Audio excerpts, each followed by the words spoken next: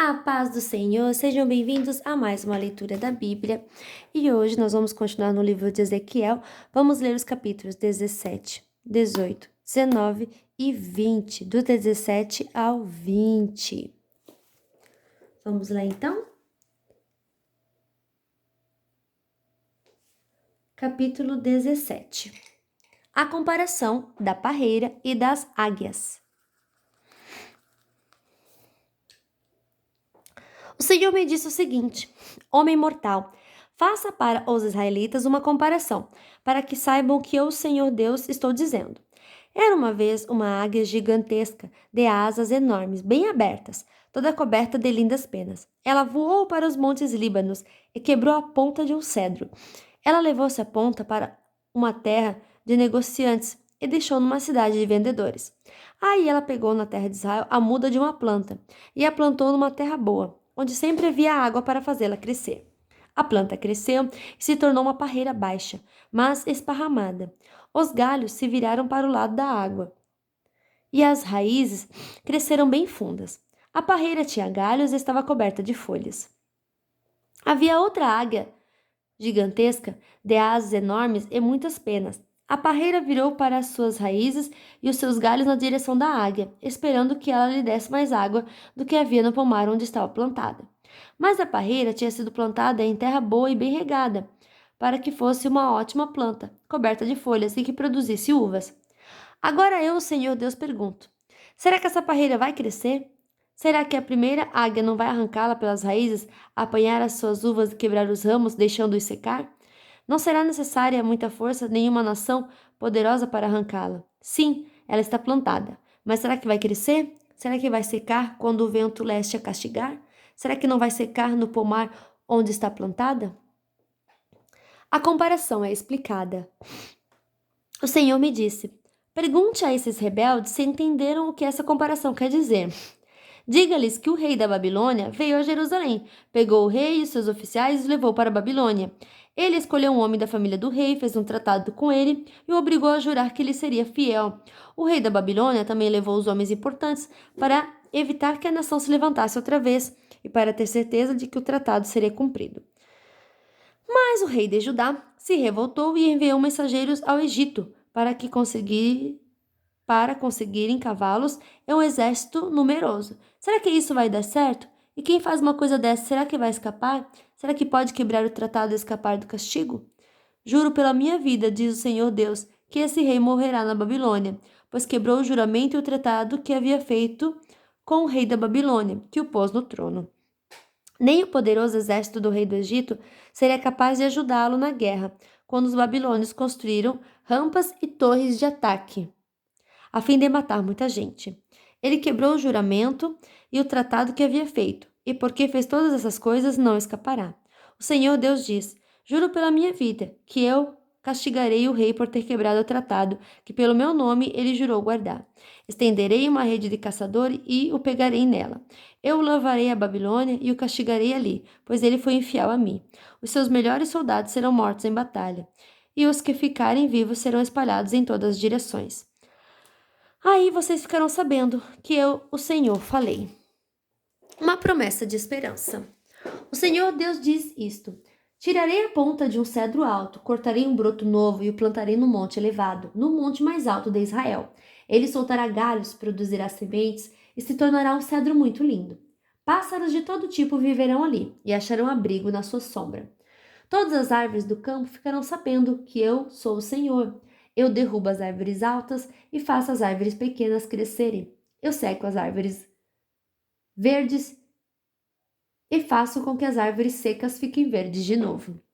Eu, Senhor, falei, eu cumprirei o que prometi. Capítulo 18. Cada um responde por si.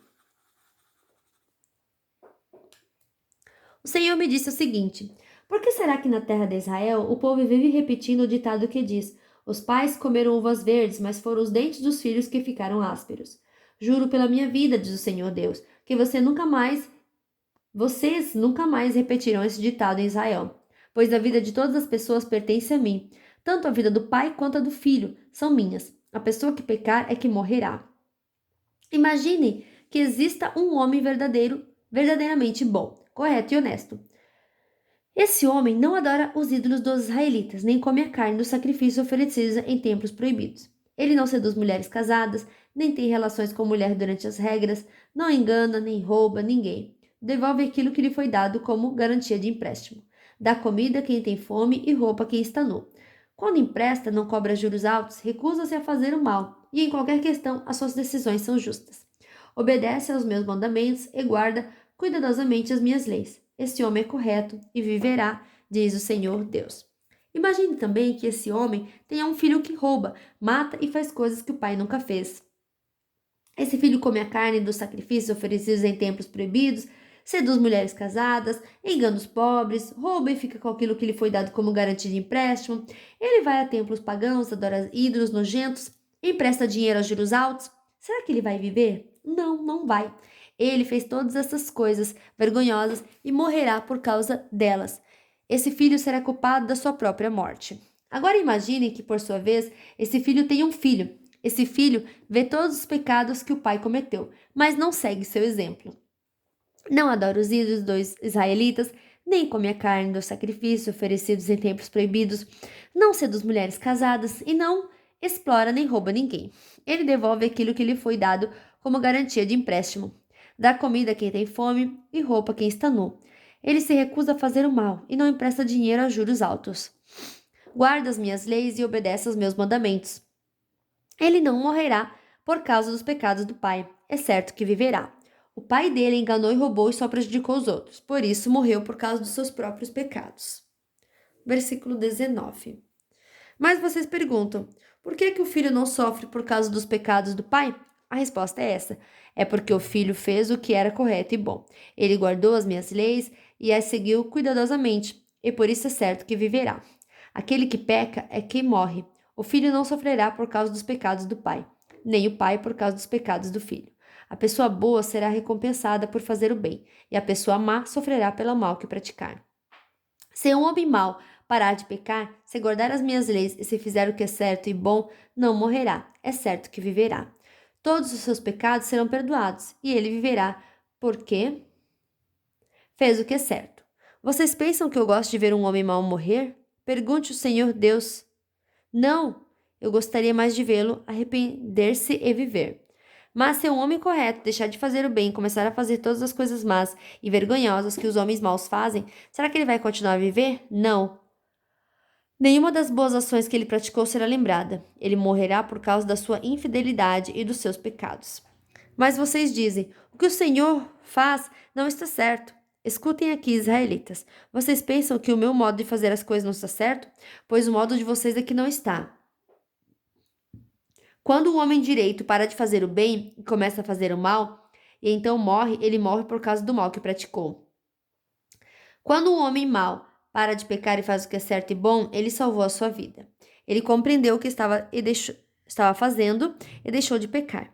Por isso é certo que ele não vai morrer, mas continuará a viver.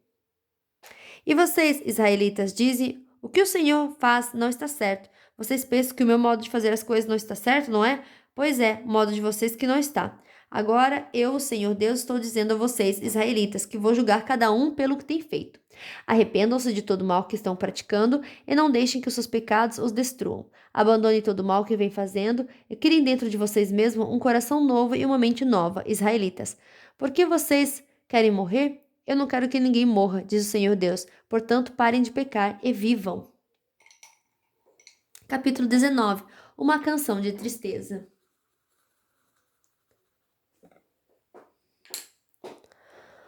O Senhor Deus me mandou cantar uma canção de tristeza a respeito de dois reis de Israel. Que Leoa era sua mãe, ela andava com um bando e criava os filhotes no meio dos leões. Ela criou um filhote e o ensinou a caçar, e ele se tornou um devorador de gente. As nações ouviram falar dele e o apanharam numa cova. Puseram uma argola no nariz dele e o arrastaram para o Egito. A leoa viu que as suas esperanças estavam perdidas. Aí criou outro filhote. E ele se tornou um leão feroz. Quando já estava crescido, andava com os outros leões, aprendeu a caçar e se tornou um devorador de gente. Destruiu fortaleza, arrasou cidades. Cada vez que ele rugia, o povo da sua terra tremia de medo. Os povos se reuniram para combatê-lo. Veio gente de todos os lados, estenderam a sua rede de caça e o pegaram na armadilha. Puseram uma argola no nariz dele e o puxaram para dentro de uma gaiola. Então o levaram para o rei da Babilônia. Eles o deixaram preso para que nunca mais se ouvisse o seu rugido no monte de Israel. A parreira seca. Israelita, a mãe de vocês era como uma parreira plantada perto de um ribeirão. Ela estava cheia de galhos e produzia muitas uvas, porque havia bastante água. Os seus galhos eram fortes e cresceram até se tornarem como reais. A parreira cresceu tanto que os seus galhos chegaram até as nuvens. Todos viram como era alta e cheia de galhos. Porém, mãos furiosas a arrancaram pela raiz e jogaram no chão. O vento leste secou as suas uvas, seus galhos foram quebrados, eles secaram e foram queimados. Agora a parreira está plantada no deserto, numa terra seca e sem água. O seu tronco pegou fogo, o fogo destruiu seus galhos e as uvas. Os seus galhos nunca mais serão fortes, nunca mais serão cetros reais. Esta é uma canção de tristeza que tem sido cantada muitas vezes. Capítulo 20. A infidelidade do povo de Israel. Passaram 7 anos, 5 meses e 10 dias, desde que os israelitas haviam sido levados para o cativeiro. Então alguns líderes vieram falar comigo, para saber a vontade do Senhor. Eles chegaram e se sentaram na minha frente. O Senhor falou comigo. Ele disse: Homem mortal, diga a esses líderes que o Senhor está dizendo isto. Vocês vieram para saber qual é a minha vontade, pois eu juro pela minha vida que não deixarei que vocês me perguntem nada. Sou eu, o Senhor Deus, quem está falando. Homem mortal, você está pronto para julgar essa gente? Então julgue. Faça com que eles lembrem das coisas vergonhosas que os antepassados deles fizeram. Diga tudo o que eu, o Senhor Deus, estou falando. No dia em que escolhi o povo de Israel, fiz uma promessa a eles. No Egito, mostrei aos israelitas quem eu era e disse: Eu sou o Senhor, o Deus de vocês. Nessa ocasião, prometi que ia tirá-los do Egito e guiá-los a uma terra que eu havia escolhido para eles, uma terra boa e rica, a melhor de todas. Eu lhes disse: Joguem fora os ídolos nojentos que vocês amam e não se manchem com os falsos deuses do Egito, pois o Deus de vocês sou eu, o Senhor. Mas eles se revoltaram contra mim e não quiseram me ouvir, e não jogaram fora os seus ídolos nojentos, nem abandonaram os ídolos do Egito. Eu estava pronto para fazê-los sentir ali no Egito a força da minha ira. Porém, não fiz isso, a fim de não trazer desonra para o meu nome, pois na presença do povo, no meio do qual os israelitas estavam vivendo, eu havia anunciado de que ia tirá-los do Egito. E assim os tirei do Egito e os levei para o deserto.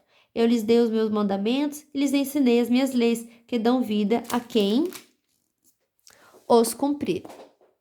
Como sinal da nossa aliança, mandei que eles guardassem o sábado e assim lembrassem que eu, o Senhor, os separo para que se dediquem somente a mim. Mas também no deserto, os israelitas se revoltaram contra mim, desobedeceram às minhas leis e rejeitaram os meus mandamentos, que dão vida a quem cumprir.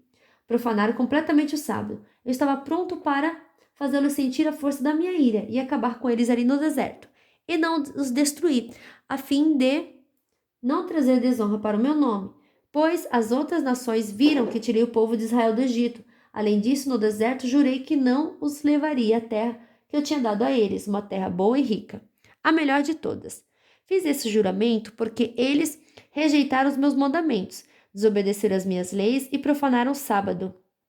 Eles tinham prazer em adorar os seus ídolos, porém eu tive pena deles e não os matei, nem acabei com eles. Lá no deserto, em vez disso, eu disse aos seus filhos: Não guardem as leis que os seus antepassados fizeram, não sigam os costumes deles, nem se manchem com os seus ídolos. Eu sou o Senhor, o Deus de vocês. Obedeçam às minhas leis e aos meus mandamentos. Façam do sábado um dia sagrado, de modo que seja um sinal da aliança que fizemos. O sábado fará com que lembre que eu sou o Senhor, o Deus de vocês. Mas esses filhos também se revoltaram contra mim, desobedeceram as minhas leis e não guardaram os meus mandamentos, que dão vida a quem os cumprir. Eles profanaram o sábado. Eu estava pronto para fazê-los sentir a força da minha ira, matando todos ali no deserto. Porém, não os destruí, a fim de não trazer desonra para o meu nome, entre as nações que me viram tirar o povo de Israel. Então fiz um novo juramento no deserto. Jurei que ia espalhar os israelitas pelo mundo inteiro. Fiz isso porque rejeitaram os meus mandamentos, desobedeceram as minhas leis, profanaram o sábado e adoraram os mesmos ídolos que os seus antepassados tinham servido. Então lhes dei leis, mas e mandamentos que não produzem vida. Deixei que se tornassem puros, trazendo suas próprias ofertas. Deixei que matassem seus filhos mais velhos, oferecendo-os em sacrifício. Isso aconteceu para que ficassem cheios de medo e para mostrar que eu sou o Senhor. Por isso, o homem mortal, conte aos israelitas o que eu, o Senhor Deus, estou dizendo a eles. Os pais deles também me insultaram, de outro modo com a sua infidelidade. Quando eu os trouxe para a terra que havia jurado dar-lhes, eles viram os montes altos e as árvores que dão sombra, e ofereceram sacrifícios a todos eles. Eles me fizeram ficar irado por causa dos sacrifícios que queimaram e das ofertas de bebidas que trouxeram. Eu perguntei: que são esses lugares altos? Onde vocês vão? Por isso, desde aquele tempo, eles têm sido chamados de lugares altos. Agora, diga aos israelitas o que eu estou dizendo. Por que é que vocês precisam cometer os mesmos pecados que os seus antepassados cometeram? Por que têm de correr atrás dos ídolos deles? Até hoje, vocês apresentaram as mesmas ofertas e se tornaram impuros. Por causa dos mesmos ídolos, queimando vivos seus filhos como sacrifício. E aí, vocês, israelitas, ainda vêm me perguntar o que eu quero. Juro pela minha vida, diz o Senhor Deus, que não deixarei que vocês me perguntem nada. Vocês já resolveram que querem ser como as outras nações, como aquela gente que mora em outros países, e adora árvores e pedras, mas isso nunca acontecerá. Castigo e perdão. Juro pela minha vida, diz o Senhor Deus, que governarei vocês com mão forte, com todo o meu poder e a minha ira. Mostrarei a vocês o meu poder e a minha ira, e quando eu os ajuntar e trouxer de volta de todos os países por onde forem espalhados, eu os levarei ao deserto das nações, e ali os julgarei cara a cara. Eu os condenarei agora como condenei os seus antepassados. No deserto do Sinai, diz o Senhor Deus. Eu os dominarei com firmeza e farei com que obedeçam a minha aliança. Tirarei do meio de vocês os que são rebeldes e pecadores. Eu os tirarei das terras onde agora estão vivendo, porém não os deixarei voltar à terra de Israel. Então eles ficarão sabendo que eu sou o Senhor. O Senhor Deus diz: E agora todos vocês, israelitas, continuem a adorar os seus ídolos, mas aviso que mais tarde terão de me obedecer e nunca mais desonrarão meu nome, apresentando oferta aos seus ídolos. Lá na terra de Israel, no meu monte santo, no meu monte alto de Israel, todos vocês, povo de Israel, me adorarão. Ficarei contente com vocês e esperarei que me tragam seus sacrifícios, as suas melhores ofertas e seus presentes santos. Eu farei com que voltem dos países onde estão espalhados e os ajuntarei. E então aceitarei os sacrifícios que vocês queimam e assim mostrarei às outras nações que eu sou santo. Quando eu os trouxer de volta a Israel, a terra que prometi dar aos seus antepassados, vocês ficarão sabendo que eu sou o Senhor. Então vocês lembrarão de todas as coisas vergonhosas que fizeram e de como se tornaram impuros. Ficarão com nojo de vocês mesmos por causa de todas as coisas más que fizeram. Vocês, israelitas, ficarão sabendo que eu sou o Senhor, pois não os trato como merecem por causa das suas ações, más e perversas. Mas o que faço é para proteger a minha honra. Eu, Senhor Deus, falei. Fogo no sul. O Senhor me disse o seguinte: Homem mortal, olhe para o sul, fale contra o sul e profetize contra a floresta do sul. Diga a esta floresta que escute, pois o Senhor Deus está dizendo o seguinte: Vejam, estou acendendo um fogo que destruirá todas as árvores secas e todas as árvores verdes daí. Nada poderá apagar as chamas, elas se espalharão do sul ao norte e queimarão todos os rostos. Todos verão que fui eu, o Senhor, que acendi esse fogo, fogo que ninguém pode apagar. Eu respondi: Ó Senhor meu Deus, não me faça dizer essas coisas, pois todos estão dizendo que eu falo somente por meio de comparações. Todos estão dizendo que eu falo somente por meio de comparações. Fim da nossa leitura de hoje. Que Deus abençoe a sua vida poderosamente e até amanhã. Tchau!